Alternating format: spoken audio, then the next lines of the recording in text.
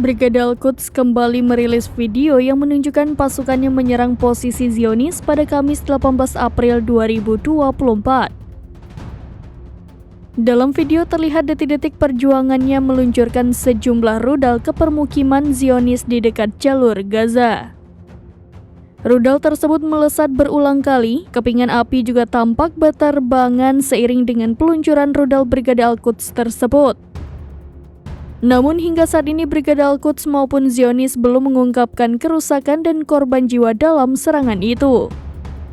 Israel dilaporkan melakukan serangan balasan ke Iran pada Jumat 19 April 2024 dini hari. Terkait dengan serangan ini, terjadi ledakan di kota Gahjawarstan yang terletak di barat laut kota Isfahan. Sejauh ini belum diketahui dengan pasti sumber ledakan tersebut. Disebutkan bahwa ledakan terjadi di dekat pangkalan Angkatan Udara Iran dan situs nuklir.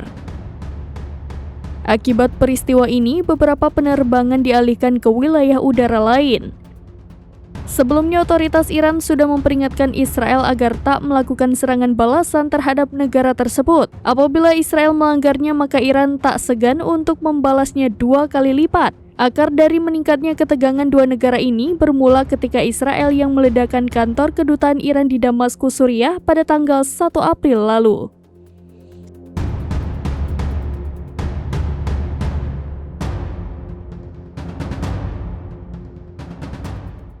Download Tribun X sekarang, menghadirkan lokal menjadi Indonesia.